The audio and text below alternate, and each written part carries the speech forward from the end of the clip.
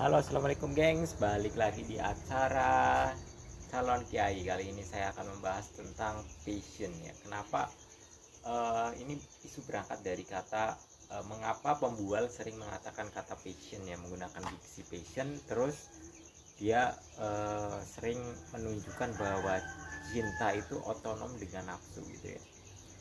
Oke guys, kita start.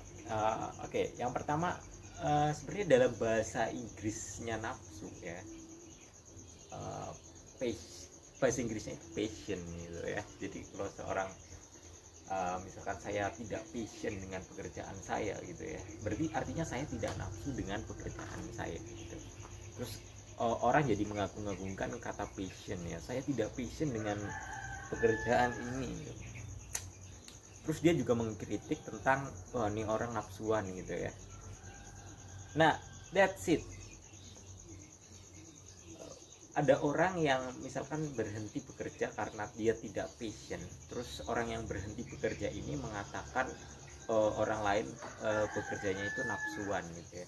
Harusnya dia ngasih apa namanya ya, dorongan ya. Maksudnya wah ini nafsuan sekali gitu ya. Harusnya dia terkagum-kagum gitu ya, karena selama ini dia menggaungkan kata passion di dalam dirinya itu ya. Follow your passion, ikutilah nafsumu gitu kan.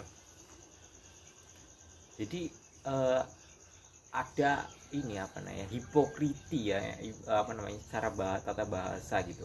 Apa namanya, dia kepengen melakukan sesuatu karena passion, tapi dia mengatai orang itu nafsuan gitu kan.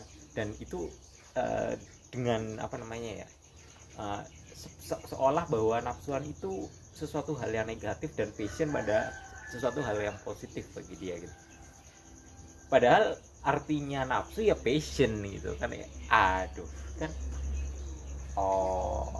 ini entah ya, mungkin dia nggak tahu aja ya, mungkin dia bodoh ya, emang goblok. Nah, itu kurang ini ya, kurang belajar ini ya nggak apa-apa sih ya, biasa aja itu. Nah, oke, itu pembahasan secara bahasa ya. Oke. Terus apalagi sih ya buku-buku yang membahas tentang vision ya. Mungkin kalau kalian baca karyanya Fahad Al-Fajr itu ya, mungkin buku ini nggak terlalu terkenal di sini ya. Dia nulis tentang utility of passion gitu ya, kesia-siaan nafsu gitu.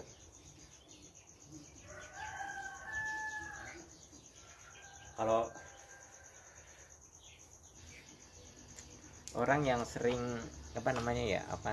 mengikuti passionnya itu biasanya akan ada kecenderungan dedikasinya itu kurang gitu ya. Mungkin kata passion yang sebenarnya ingin digunakan ya, mungkin kata berbeda dengan bahasa ya, mungkin harus diganti dengan kata dedication ya, jangan passion ya. Saya tidak dedication untuk ini gitu, karena saya pikir passion itu terminologi yang salah untuk mendeskripsikan sebuah dedication itu. Oke, kita terus kita bahas tentang cinta ya, karena tadi kita kritik orang yang mengatakan tentang cinta adalah nafsu ya, passion itu.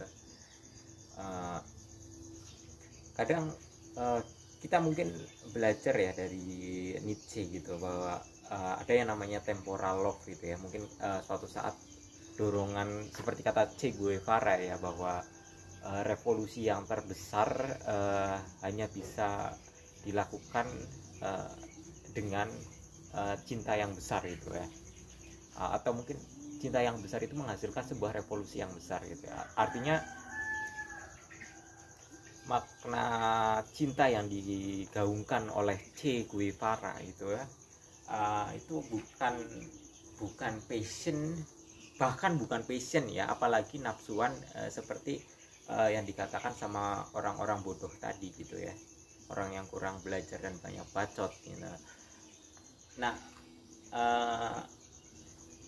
itu tadi kita akan bahas Nietzsche ya. Nietzsche dia ngomong bahwa cinta temporal itu misalkan kita menginginkan sebuah A gitu ya, terus kita menjalaninya A, terus kita muncul kecintaan lagi terhadap sesuatu yang B gitu ya. Jadi di situ ada perpindahan ya, ada transisi cinta gitu kan. Nah, cinta yang temporal ini menuntut kita untuk selalu berkembang ya, selalu growth gitu. Apa namanya? Ada orang yang mungkin mengatakan kamu tidak setia ini ya, tapi sebenarnya bukan masalah setia atau enggak gitu ya, tapi masalah tentang growth mindset gitu. Misalkan kalian sangat mencintai matematika, ternyata ketika kalian naik kasta gitu ya, kalian akan lebih mencintai fisika gitu ya, karena mungkin modeling matematikanya itu lebih susah gitu kan. Dia akan menarik pada cinta yang baru gitu ya. Jadi cinta itu ya sebuah kebenaran yang diyakini pada saat itu gitu ya. Kemudian mungkin kebenaran itu akan tergantikan oleh kebenaran yang lain gitu, kayak misalkan ya kayak kata Popper ya, misalkan ada kebenaran yang baru, ternyata itu lebih menarik ya, kita akan pergi ke kebenaran berikutnya gitu. Terus tentang kritik kesetiaan ya, kritik kesetiaan itu masalahnya kesetiaan itu juga bisa bersifat sebagai toxicity ya, maksudnya kesetiaan kepada hal-hal yang buruk gitu ya, misalkan gitu ya, setia kan bagus ya, setia pada hal-hal yang buruk kan harusnya dihindari ya. Jadi butuh hijrah ya, misalkan Nabi Muhammad nggak hijrah dari Mekah ke Madinah ya, mungkin itu salah satu keputusan yang jelek gitu ya, mungkin. Nah itu juga terjadi seperti itu gitu. Oke. Itu tentang cinta temporal ya gitu ya. Terus sebenarnya cinta itu seperti apa ya? Sebenarnya susah ya untuk digambarkan gitu ya. Tidak ada definisi baku ya yang mengatakan bahwa cinta adalah ini itu gitu ya. Karena kalau misalkan itu didefinisikan jadinya ya sebuah ketidaksopanan gitu ya. Mungkin kita bisa mendekatinya dengan sebuah kerangka ya, tapi kita nggak akan pernah persis dapatkan makna cinta itu sendiri ya. Kata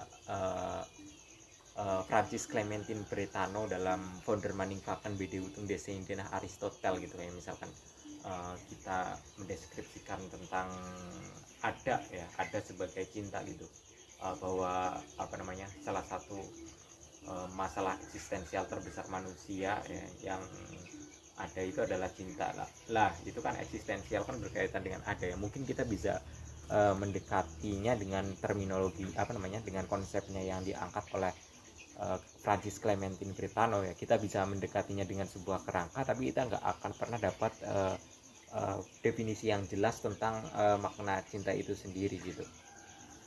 Oke, mungkin itu ya. Terus cinta membebaskan ya, kayak kata Jean Paul Sartre ya, mencintai itu seperti merokok ya, merubah padatan yang terbelenggu menjadi gas yang bebas itu. Mengapa kebebasan itu muncul setelah cinta ya? Kayak misalkan kita diberi sebuah permasalahan gitu. Permasalahannya kita kan terkadang punya otonomi untuk ngedrive kita kepada titik tertentu gitu ya. Mungkin kita akan tertekan, tertindas, tapi ketika kita sudah lama gitu ya, akhirnya kita mencintai gitu, pada akhirnya si masalah itu kok embedded dalam diri kita, terus kita sendiri juga memiliki otonom melalui masalah tersebut gitu. Misalkan kita dikasih soal kalkulus ya, misalkan kalkulus irisan kerucut gitu ya.